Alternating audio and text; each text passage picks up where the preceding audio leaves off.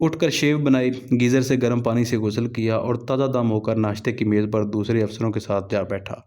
ناشتے میں توش کم اور چائے کم تر تھی، البتہ انڈے فی کس کے حساب سے پورے تھے، اور مسلمان کو اگر انڈا مل جائے تو تمام فروگاشتیں نظر انداز کر دیتا ہے۔ چنانچہ ہم ناشتے کی میز پر نسبتاً مطمئن اٹھے تو چلو لنچ میں اگر کوئی دال گوبھی سے بھی دوچار ہونا پڑا تو انڈے کی تقویت تو دن بھر ساتھ رہے گی، لیکن اصل مسئلہ لنچ یا ناشتے کا نہیں بلکہ درمیانی وقت گزارنے کا تھا۔ مخصوص اوقات کار مخصوص عادتیں پرورش پا چکی تھیں۔ اب اسیری کے روز اول سے ہی ان 20 30 سالہ عادتوں کا خون کرنا آسان نہ تھا۔ پڑھنے کو فائلیں، نہ کتابیں، ملاقاتی تھے نہ ٹیلی فون، کھیلنے کو نہ چوگان کے گھوڑے نہ ٹینس کے کورٹ، جھڑکیاں دینے کے لیے نہ بیویاں تھیں نہ جھڑکیاں سہنے کے لیے شرپسند بنگالی۔ گلشن کا کاروبار چلے تو کس طور؟ میں نے دیکھا کہ جنرل نیازی اور جنرل فرمان جن سے ملاقات کے لیے لوگوں کو ہفتوں انتظار کرنا پڑتا تھا، اب سراپا فراغت تھے۔ اب نہ کوئی حاجت مند تھا نہ حاجت روا، نہ کوئی محمود تھا نہ کوئی ایاز، گویا اپنی مسند سے اتر آئے ہیں خدا بھی۔ بہرحال اب وقت پر جمود طاری ہو گیا، گھڑیاں ٹک ٹک کرتیں لیکن وقت کو دھکا نہ لگتا۔ ہم جن سے رائے گاہ کی طرح بیکار بیٹھے تصفیہ اوقات کے منصوبے بنانے لگے۔ ایک دور اندیش ADC نے تاش کے پتے مہیا کر دیے، میں نے اپنی 4 کتابیں پیش کر دیں، انہیں راشن کر کے پڑھنے کا پروگرام بنایا گیا، یعنی 4 آدمی تاش کھیل رہے ہوں تو دوسرے کتابوں سے جی بہلائیں اور پھر کتابوں اور تاش کے پتوں کا باہمی تبادلہ کر لیا جائے۔ جنرل نیازی خود نہ تاش کھیلتے نہ شعر و ادب کو نوازتے تھے، البتہ پاس بیٹھ کر دونوں کی سرپرستی اکثر کیا کرتے تھے۔ اس طور ہم نے صبح کو شام کرنا شروع کیا، درمیانی وقفوں میں نماز کی طرف رجوع کیا۔ چند احباب تو پہلے ہی پابند صلاح تھے، انہوں نے مشق مناجات جاری رکھی، باقی ساتھیوں نے بھی فراغت کے اوقات میں نماز قائم کرنا، وقت کا بہترین مصرف جانا، اور چند دن کے اندر اندر تقریباً سبھی نمازی بن گئے۔ ہمارے قیام کلکتہ کے آغاز میں ہی میجر جنرل محمد حسین انصاری 9 ڈویژن، میجر جنرل نذر حسین شاہ 16 ڈویژن اور میجر جنرل عبد المجید قاضی 14 ڈویژن تشریف لے آئے۔ ان کے علاوہ 2 بریگیڈیئر صاحبان بھی ڈھاکہ سے ہمارے گروہ میں شامل ہو چکے تھے۔ اب نئے VIP حضرات کو درمیانی منزل میں ٹھہرایا گیا۔ ہماری اور ان کی ملاقات صرف کھانے کی میز پر ہوتی تھی، ویسے میل جول منع تھا، لہذا ان کے آنے سے کھانے کی میز کی رونق بڑھ گئی، لیکن فارغ وقت کاٹنے میں کوئی خاص مدد نہ ملی۔ چنانچہ ہم ان کی محفل میں مستمید ہونے کے لیے زیادہ سے زیادہ وقت کھانے کی میز پر گزارتے۔ اتنے سارے جرنیلوں کو یوں قریب سے دیکھنے کا پہلی بار موقع ملا۔ ان کی بصیرت افروز باتیں گھنٹوں سنا کیا، حالات حاضرہ سے لے کر تمام معاشی، معاشرتی، صنعتی اور ثقافتی مسائل پر ان کے خیالات سے مستفید ہوا۔ ان کی زندگی بھر کے تجربات کا نچوڑ مجھے چند گھنٹوں کی توجہ سے ملنے لگا۔ البتہ ایک بات کھٹکتی کہ وہ پیشہ ور سپاہی ہو کر پاکستان کا حال عالمیہ زیر بحث کیوں نہیں لاتے؟ کیا یہ کوئی دکھتی رگ ہے جسے کوئی چھیڑنا نہیں چاہتا؟ ایک دانائے راز نے رہنمائی کی کہ کیا معلوم کھانے کا کمرہ بقیہ ہو، لہذا احتیاط لازم ہے۔ ان سپہ سالاروں میں میجر جنرل جمشید کی کمی شدت سے محسوس ہوئی۔ بھارتی حکام سے جب ان کا پوچھا، یہی جواب ملا کہ وہ ڈھاکہ سے افواج پاکستان کے انخلاء کے انتظامات میں مصروف ہیں، لیکن چند روز بعد وہ مجھے کہیں اور ملے۔ جس طرح بھارت نے مشرقی پاکستان میں ہماری کوتاہیوں سے فائدہ اٹھایا، یہاں بھی اس نے ہماری فراغت سے فیض یاب ہونا شروع کر دیا۔ تمام سینئر افسروں کو باری باری ڈسکشن کے لیے بلایا جانے لگا۔ یہ لفظ انٹروگیشن کا ملائم سا نعم البدل تھا۔ بحث و مباحثہ سے واپسی پر اکثر جرنیل مذاکرات کی ایک آدھ گرہ کھول دیتے، لیکن باقی تفصیلات اپنے تک کے محدود رکھتے۔ مثلاً ایک صاحب نے کہا، میں نے بھارت کو آگاہ کر دیا ہے کہ تم نے بنگلہ دیش کو آزاد کرانے کے جوش میں ایک بلا یا جن کو مول لے لیا ہے، یہ تمہارے لیے مستقل سردردی کا باعث رہے گا۔ جو لوگ ایسے مذاکرات کے لیے نہ بلائے جاتے وہ تاش سے جی بہلاتے رہتے۔ برج اور فلاش سے لا علمی کی بنا پر سویپ کو ہی اپنایا گیا۔ اس کے مستقل کھلاڑی جنرل انصاری، جنرل فرمان، ایڈمرل شریف اور میں تھے۔ پارٹنر بدلتے رہتے تھے لیکن چوکڑی وہی رہتی۔ جیسا کہ قارئین کو معلوم ہے، سویپ میں سب سے زیادہ نمبر حکم کے نہلے اور دہلے کے ہوتے ہیں۔ ایک طرف جنرل فرمان کے خلاف کھیلتے ہوئے میں نے یہ دونوں پتے جیت لیے تو انہوں نے عذرائے مذاق کہا، سالک تم دونوں اہم پتے لے گئے ہو، کچھ تو خیال کرو، میں نے تمہیں ڈھاکہ میں مکتی بانی سے بچا کر یہاں لایا ہوں۔ مجھے ان کے احسان سے انکار نہ تھا۔ ہمارے کھیل کے دوران میں کبھی کبھی جنرل نیازی کے پاس آ بیٹھتا۔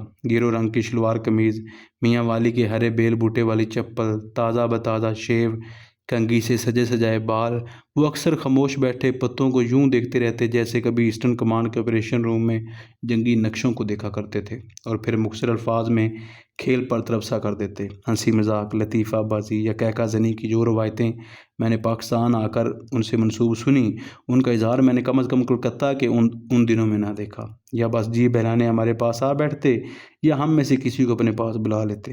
सच पूछिए तो असीरी के ये 10-15 रोज़ कैद का आसान तरीन दौर था। कोई ज़हनी या जिस्मानी अजियत ना थी। अव्वल तो अदना और आला भारतीय अफसर खुद ही तमीज़ से पेश आते, लेकिन उनकी गुफ्तगू या हरकत से अगर गुस्ताखी का पहलू निकलता तो हमारे अफसर उन्हें तनबीह कर देते। फ़किया शहर अदब से कलाम कर हमसे, सितम ज़रीफ़ बड़े बावकार हैं हम लोग। इस बेबरोपाली में जो आराम हमें मुयस्सर था उसकी खबर हमारे अहले खाना को ना थी, बल्कि अक्सर को फ़िक्र लाग रहती थी कि हम तो यहाँ ताश और आलू गोभी से भी ऐश कर रहे हैं। वो सख्त परेशान हो गए, पता नहीं कि दूसरी जंगी अजीम के साबिक कैदी खबर गिरी के बहाने उनको कैसे कैसे जान उदास किस्से सुनाते होंगे कि कैदियों से चक्की पिसवाई जाती है, सड़कें बनवाने के लिए रूढ़ी कटवाई जाती है, और अगर कोई कैदी काम में ढील दिखाए तो नंगी पीठ पर कोड़े बरसाए जाते हैं, वगैरह वगैरह। अगरचे में अंदाज़ा था कि वक्त आने पर भारतीय आका जापानियों और जर्मनों से किसी तौर पीछे नहीं रहेंगे, लेकिन ताहाल उनका सलूक इंसानी ज़ुमरे में ही आता था। चनाचे जब हमें सादा कागज़ पर अपने अपने घर ख़त लिखने को कहा गया तो मैंने मुहतात अल्फाज में ताहाल इंसानी सलूक का मुजदा रकम किया और रजायत में रचे बसे अल्फाज में अहल खाना को सब्र व तहम्मुल से हालात का मुकाबला करने की तलकीन की। ख़त तो लिख दिया, लेकिन भारतीयों पर एतमाद न था कि वो उसे हमारे वतन पहुँचाएँगे। शायद उन्होंने अपने तर्ज अमल के मुतल्लिक़ हमारा रद्द अमल जानने के लिए ये तरीका इख्तियार किया था। अपने अपने घर खत लिखने के बाद हम आने वाले अयाम की तस्वीर खींचने लगे। किसी का ख्याल था कि सीरी के बाकी दिन या हफ्ते यहीं गुजरेंगे और इसी तौर गुजरेंगे। किसी का अंदाज़ा था कि हमारी मंजिल कहीं और है। हम उस वक्त आराफ में हैं। एक कनूती ने दाएं हाथ की उंगलियां खड़ी करके नामसाना अंदाज में कहा, हम यहाँ रहें या कहीं और, वतन पहुँचते पहुँचते 3 महीने लग जाएंगे। इस मायूस कुन तखमीने के बाद किसी ने 3 माह के लिए शेव के ब्लेडों का हिसाब लगाना शुरू कर दिया, किसी ने नहाने के साबन और किसी ने दीगर ज़रूरियात ज़िंदगी का। एक साहब ने इस मसले का मुख्तसर हल ढूंढा। वो कहने लगे, मेरे पास एक कैंची है, जब तक चाहें जहाँ चाहें रख लें। कैंची से खुद ही सर और दाढ़ी के बाल काट लिया करूँगा, और अगर उन्हें ज़हनी या जिस्मानी अजियत देने की कोशिश की तो अपने आप को ज़हनी तौर पर सुन कर लूँगा। कर लें जो करना है। दूसरे बोले, वो जो चाहें करें और जहाँ चाहें रखें, बस जलील ना करें। उनका मतलब था कि कैद की ज़िल्लत से बदतर ज़िल्लत से दो चार ना होना पड़े। लेकिन ये सब अंदाज़े, ये सब वसवसे रक्शे ख्याल का कारनामा थे। दरअसल किसी को पता ना था कि रक्शे उमर हमें कहाँ, कब और किधर ले जाए। रूह में है रक्शे उमर देखिए थमें, ना हाथ बाग पर है ना पाए रकाब में। एक रोज़ मैं नौजवान अफसरों एडीसी के साथ बालकनी में बैठकर नाले के पार आबाद दुनिया का तमाशा करने लगा। सबसे पहले धोबियों पर नज़र पड़ी जो गीले कपड़ों से पत्थर की संगदिल सलीलें तोड़ने की कोशिश कर रहे थे और अपनी ज़रबों को मौसर करने के लिए साथ साथ छू छू करते जा रहे थे। धोबी घाट के दाएं तरफ फ्लैटों की 4 मंजिला इमारतें थीं जिनमें कम दर्जे के फ़ौजी माँ अहलो अयाल रहते थे। हमारे बैठे उन फ़ौजियों की श्रीमतियाँ रंग बिरंगी साड़ियाँ पहने, माथे पर तिलक सजाए, हाथ में गड़वी उठाए गवाले से दूध लेने निकलती। बाज़ के हमरा कम उम्र बच्चे थे। चंद एक ने रुक कर अपने बच्चों की तवज्जो हमारी जानब मबजूल कराने के लिए उंगली उठाई। ज़रूर कह रही होंगी, मुन्ने ये सब पाकिस्तानी कैदी हैं जो तुम्हारे सूरमा पिताजी ने पकड़े हैं। पता नहीं बाद अनसुनी बातों में भी कोफ्त होने लगती है। मैं उठकर कमरे के अंदर चला गया। जनवरी 1972 के इब्तदाई दिन थे। मेजर वर्मा ने मुजदा सुनाया कि आप लोग 2-2, 4-4 की टोलियों में मेरे साथ फोर्ट विलियम लाइब्रेरी से अपनी पसंद की किताबें ला सकते हैं। कैद में फोर्ट विलियम लाइब्रेरी से इस्तिफ़ादा, भला इससे बड़ी नेमत खुदाबंदी क्या हो सकती है। मैंने झटपट जहन में मौज़ूआत की फ़हरिस्त मुरतब की। लाइब्रेरी एक जहांदीदा इमारत में कायम थी। उसका तोलो अर्ज़ भारत की तरह पुरशिकवा था, लेकिन अंदर से झांका तो किताबों की दुनिया को भारत के दिल की तरह छोटा पाया। ज़ुबान और अदब पर किताबें तकरीबन नापैद थीं। चंद गली सड़ी किताबों में साहिर लुधियानवी और फैज़ अहमद फैज़ के दीवान शाने से शाना मिलाए नज़र आए। उसके अलावा हिंदी मुसन्नफ़ों की किताबें थीं या मिलिट्री हिस्ट्री की। दरअसल ये ईस्टर्न कमांड हेडक्वार्टर की फ़ौजी लाइब्रेरी थी, जो लाइब्रेरी कम और गोदाम से ज़्यादा मशाबत रखती थी। मैंने चंद किताबें निकालीं, कुछ अपने लिए, कुछ अपने आला अफसरों के लिए। उन दिनों यानी अक्टूबर 1973 से पहले तक मोशे दयान का तूती बोलता था। चंद एक किताबें उसके स्वाने और कारनामों से मुतल्लक उठा लाया। अगरचे ये कोशिश ज़रा बाद अज़ वक्त थी, ताहम उन किताबों से वक्त को रफ़ा करने में खासी मदद मिली। अभी हम उन किताबों से ही नबरदमा थे कि एक भारतीय अफसर ने राजदाना लहजे में इंकशाफ किया, जल्द ही आप यहाँ से कूच करने वाले। कहाँ, कब और किधर, ये सब सगिया राज में था। उम्मीद खिलाफ उम्मीद यही उभरी कि हम पाकिस्तान जा रहे हैं। थोड़े से तो हैं, एक छोटा सा तो जहाज़ ही काफ़ी रहेगा, और अगर बजरिया रेलगाड़ी गया तो बमुश्किल 1 डब्बा दरकार होगा। चलो 1-2 घंटे में नहीं तो 1-2 दिन में पहुंच जाएंगे। ان غیر حقیقی توقعات کی بنیاد بعض گمراہ کن اخباری تبصرے تھے کہ صدر پاکستان نے مجیب الرحمان کو بظاہر غیر مشروط طور پر رہا کر دیا ہے، لیکن در حقیقت ایک دوست ملک نے ضمانت دی کہ تم مجیب کو چھوڑ کر خیر سگالی کی فضا پیدا کرو، ہم تمہارے جنگی قیدی واپس منگوا دیں گے۔ شاید اس امید بے جا کا نفسیاتی پہلو بھی یہ تھا کہ قیدی ہر ذرے کی جنبش، ہر پتے کی لرزش اور ہر کلی کی چٹک سے اپنی رہائی کا پہلو نکالنے لگتا ہے۔ 6 جنوری کی شام کو VIP حضرات کو جنگی قیدیوں کی وردیاں دے دی گئیں تو سب امیدیں خاک ہو گئیں۔ وردیوں سے پتہ چلا کہ ہم کوہ یار کی بجائے سوئے دار جانے والے ہیں۔ ہر VIP کو 2 سبز پتلونیں، 2 قمیضیں اور 2 کمبل دیے گئے۔ ایک اردری نے کملوں کو اٹھا کر الگ کرنا چاہو تو ان کو نصف بوجھ فالتو اون کی شکل میں زمین بوسی رہا۔ ایک VIP نے جو ہی پتلون کا ناپ لینا چاہا تو کمر سے تجاوز کر کے گلے تک پہنچ گئی۔ قمیض کو جانچا تو اسے اتنا مکثر پایا کہ کسی نازک اندام صنم کے لیے مناسب ہو تو ہو، پاکستانی افسر یا سپاہی کے لیے ہرگز موزوں نہ تھی۔ خدا کا لاکھ لاکھ شکر ہے کہ ہم جونیئر قیدی ایسے تحفے کے بارگراں سے محفوظ رہے۔ اگلے روز حکم ملا کہ صبح 3-4 بجے تیار رہنا، کوچ کا وقت آ پہنچا ہے۔ جرنیل کو کسی بہانے نیچے طلب کیا گیا اور اوپر ان کے ADC کی موجودگی میں ان کے سامان کی تلاشی لی گئی اور وہ 7 جنوری کو طلوع آفتاب سے پہلے روانہ ہو گئے۔ ان کی منزل جبل پور بتائی گئی۔ میں اوپر یوسف بے کارواں کی طرح مغموم نگاہوں سے گرد کاراں کا نظارہ کرتا رہا۔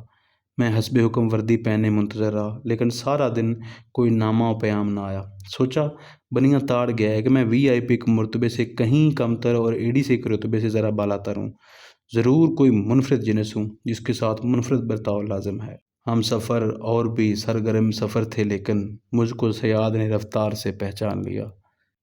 قیدی نمبر 10۔ 7 جنوری 1972 کو میں سارا دن بھوکا پیاسا شیر چباتا رہا۔ غروب آفتاب کے بعد انٹیلیجنس کا ایک باغبو نما کارندہ آیا جس نے اطلاع دی کہ سفر کے لیے نیچے گاڑی تیار کھڑی ہے۔ پوچھا کہاں کا عزم ہے۔ اس نے اپنے ملک کی سیکیورٹی کا خاص خیال رکھتے ہوئے یہ اہم راز افشاں کرنے سے انکار کر دیا۔ میں شیر گنگناتا ہوا سیڑھیوں سے اترنے لگا۔ نیچے اترا تو انہوں نے مجھے ایک تاریک فوجی ٹرک کی پچھلی نشست پر بٹھا دیا۔ 4 آدمیوں کی مسلح گارڈ ساتھ ہوئی۔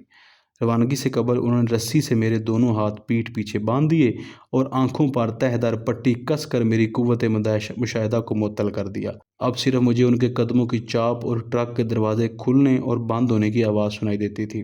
چند لمحے بعد ٹرک حرکت کرنے لگا اور اپنے سن و سال کے لحاظ سے خاصا سبک رفتار ثابت ہوا۔ ٹرک کے اندر مکمل خاموشی تھی، لب بند، نفس بند، ذہن بند، زبان بند۔ البتہ فورٹ ولیم سے باہر نکلے تو پاس سے گزرتی ہوئی گاڑیوں کے ہارن سنائی دیے اور کبھی سامنے آنے والی گاڑی کی ہیڈ لائٹ پٹی کی تہوں کو چیرتی ہوئی آنکھوں کی پتلیوں تک جا پہنچتی۔ ٹرک چلتا رہا، موڑ مڑتا رہا، اس کی گردش متواتر سے سمت اور فاصلے کی لڑی ہاتھ سے چھوٹ گئی۔ جوں جوں سفر طویل ہوتا جاتا، اپنی منزل مقصود کے بارے میں تجسس اور تشویش بڑھتی جاتی۔ منزل ہے کہاں تیری اے لالا صحرائی؟ لیکن کچھ پتہ نہ چلا۔ سڑک کے شور و شگز میں صرف یہ قیاس کر پایا کہ میں کسی مصروف شاہراہ سے گزر رہا ہوں، لیکن شاخ سے توڑ کر یہ آندھی مجھے کہاں لے جائے گی اس کا تعین نہ کر سکا۔ کبھی سمجھتا کہ ٹرک کا رخ جیسور مشرقی پاکستان کی طرف ہے، کبھی اندازہ لگاتا کہ یہ مجھے وسط ہند میں کسی کیمپ میں لے جا رہے ہیں۔ کبھی وہم ہوتا۔ میں نے ان اندیشوں سے نجات پانے کے لیے تحت الشعور سے شعر گریدنے شروع کیے۔ صرف ایک مصرع آتا ہے، کہاں گیا میرا قافلہ، کہاں رک گئے میرے ہم سفر۔ پھر وہموں نے گھیر لیا۔ شعروں اور اندیشوں کی کشمکش ابھی جاری تھی کہ ٹرک ایک جگہ رکا۔ بھاری بھرکم آنی پھاٹک کھلنے کی آواز آئی۔ ٹرک ذرا اندر سرکا، پھاٹک بند ہو گیا۔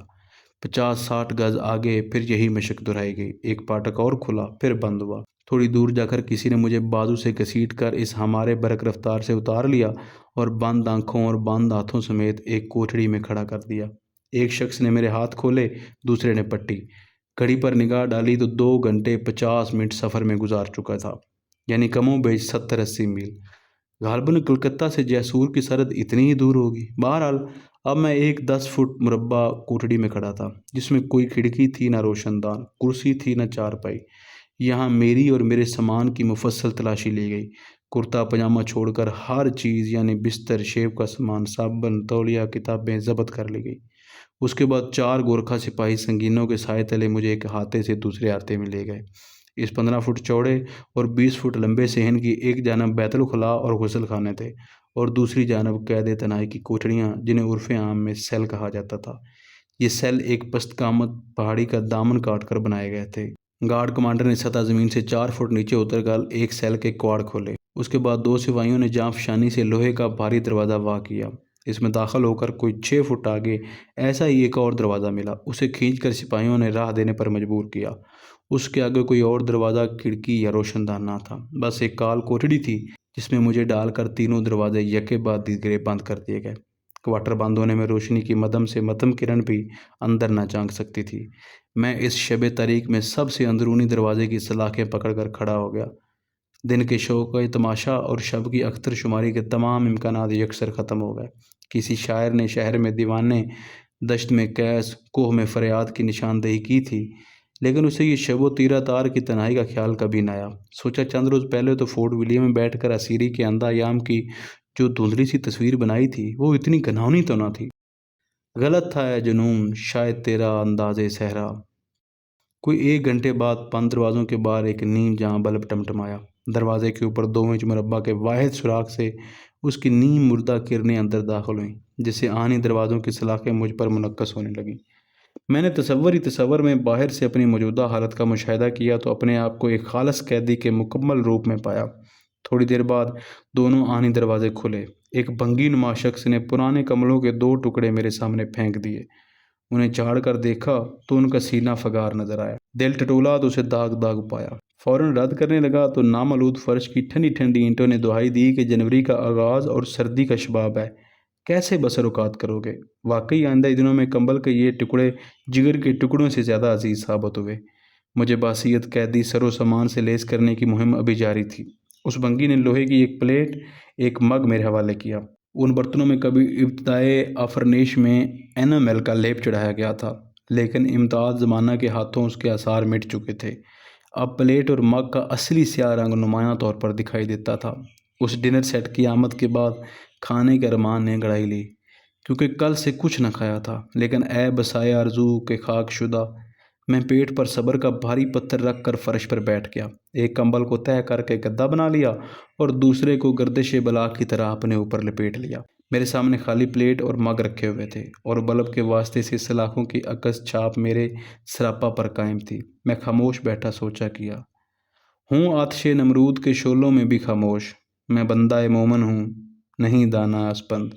3 بجے رات سے نیند اور بھوک بظاہر 2 متضاد عناصر نے ستا رکھا تھا۔ ایک بلیک ہول میں مبہوس ہو کر طرح طرح کے خیالات نے ستانا شروع کر دیا۔ یہ کال کوٹڑی میرا مقدر کیوں ہوئی؟ کیا میں قاتل و مجرم ہوں؟ جنرل ناگرا کے وعدے اور جنیوا کنونشن کی مراد کدھر گئیں؟ کیا سکوت ڈاکہ میں میرا اتنا بڑا قصور ہے کہ مجھے زندہ درگور کر دیا جائے؟ کیا اللہ تعالیٰ دلوں کے بھید اور نیتوں کے راز نہیں جانتا؟ اگر وہ سب کچھ سنتا اور جانتا ہے تو مداخلت کیوں نہیں کرتا؟ ایسے ہی کئی بے ہنگم سوالات نے محشر خیال میں قرہام بچا رکھا تھا۔ نہ انہیں ذہن کی کال کوٹڑی میں بند رکھنے کا یارانہ تھا، نہ کوئی جلیس و ندیم تھا کہ میں اس کے سامنے دل کا بوجھ ہلکا کرتا۔ اس گپ اندھیرے میں نہ سایہ تھا کہ میرا ہم سبو ہوتا، نہ چاند تھا کہ ہم سخن بنتا۔ بس باہر وہی بلب چراغ سر مزار کی طرح خاموش تماشائی تھا۔ ساری کائنات سمٹ کر میری ذات تک محدود ہو چکی تھی۔ تمام دنیوی سہارے ٹوٹ چکے تھے۔ وہاں نہ خاندانی وقار کام آیا، نہ عہدے کا لحاظ، نہ جرنیلوں کے قرب ہی آڑے آیا، نہ ذوق شعر و ادب۔ کائنات کی ہر چیز حقیر اور بے ثبات نظر آنے لگی۔ کسر زیست کا کوئی ستون اگر اب بھی صحیح سالم تھا تو وہ اللہ تعالیٰ پر ایمان، اور ایسے وقت میں یہ ایمان اور بھی مستحکم اور قوی ہو جاتا ہے۔ میں تو عقل برخدا 6 فٹ مربع کمرے میں لیٹ گیا۔ ایک دیوار سر کو لوہے مزار کی طرح چھو رہی تھی تو دوسری پاؤں کو مزید پھیلنے سے روک رہی تھی۔ عین قبر کا منظر تھا۔ عذاب قبر کا ماحول مکمل کرنے کے لیے وہاں بچھو اور سانپ تو نہ صحیح، البتہ مچھر، پسو اور کھٹمل خاصی تعداد میں سرگرم عمل تھے۔ کچھ تو کمرے میں پہلے ہی موجود تھے اور کچھ شب خون مارنے کے لیے کمبلوں میں گھات لگائے بیٹھے تھے۔ کمبل اڑتا تو حشرات الراز خون پینے لگتے، اتار پھینکتا تو کپ کپی جان نہ چھوڑتی۔ نہ جائے امان، نہ پائے رفتن۔ اسی چھوٹے سے عذاب نے یاد خدا تازہ کر دی اور میں 30ویں پارے کی آخری 10 صورتیں جو کبھی بھلے وقتوں میں دیہاتی مولوی صاحب نے حفظ کروائی تھیں بلا وضو تلاوت کرنے لگا۔ ہر آیت کریمہ کے ساتھ زخموں کی ٹیس میں کچھ کمی محسوس ہونے لگی۔ میں نے یہ ورد جاری رکھا اور خاصا فاقہ محسوس کیا۔ سیل کے اندر یہ ہنگامہ بپا تھا، مگر باہر مکمل سکوت تھا۔ کبھی کبھی صرف پہرے دار کے بھاری بوٹوں کی ٹھک ٹھک سنائی دیتی اس نے 2 انچ چوڑے سوراخ سے اندر جھانکا، مجھے لیٹا ہوا پا کر نہایت مغلط انداز میں مجھے لیٹنے سے منع کر دیا۔ میں حکم کی تعمیل میں پھر مرطوب اینٹوں پر گھٹنوں پر ٹھوڑی ٹکائے سیدھا بیٹھ گیا۔ کچھ دیر بعد ہمت جواب دینے لگی تو میں نے دیوار کے ساتھ ٹیک لگا لی۔ سنتری کو جوں ہی میری اس حرکت کا علم ہوا، چند موٹی موٹی گالیاں داغے ہوئے ٹیک لگانے سے بھی منع کر دیا۔ وہ چاہتا تھا کہ میں ساری رات کمرے کے وسط میں بے سہارا اور بے باس اکڑوں بیٹھا رہوں تاکہ وہ گشت کرتے ہوئے سوراخ سے بآسانی مجھے دیکھ سکے۔ باہر حالات میں تعطل تھا لیکن میرے اندر کئی ہنگامے برپا تھے۔ دل کی دھڑکن صدائے تیشا کی طرح سنائی دیتی تھی، لیکن رات کا پہاڑ تھا کہ کٹنے میں نہ آتا تھا۔ خیالات اپنی بلند پروازی کے باوجود اس کوٹڑی کے ماحول سے بالا تر نہ ہو پاتے تھے۔ بار بار خیال آتا تھا قادر مطلق کا، جو بیج کو مٹی میں اور کیڑے کو پتھر میں پرورش کرتا ہے۔ میں لاکھ گناہ گار سے ہی آخر اس کی مخلوق ہوں، بھلا مجھے کیسے نظر انداز کر سکتا ہے؟ یقیناً ایک بار اور بھی دنیا پلٹا کھائے گی، لیکن آرزوؤں سے پھرا کرتی ہیں تقدیریں کہیں۔ گردش عرضی نے بالآخر عروس و شب کو الوداع کہا اور سپیدہ سحر تمازت آفتاب سے کافور ہونے لگا، لیکن طلوع آفتاب کے باوجود میری شب تار کی سحر نہ ہوئی۔ میرے لیے ہوا اور روشنی پر وہی قدغن رہی جو رات پر تھی۔ میں لاچار و بے بس سیل میں بیٹھا اپنے خیالات کے بوجھ تلے پستا رہا اور ہر لمحے خون دل رستا رہا، لیکن تغافل شعار میزبانوں کے کان پر جوں تک نہ رینگی۔ کافی دن چڑھے 2 آدمی آئے، ایک باوردی گورکھا نائک تھا اور دوسرا نیم برہنہ بھنگی۔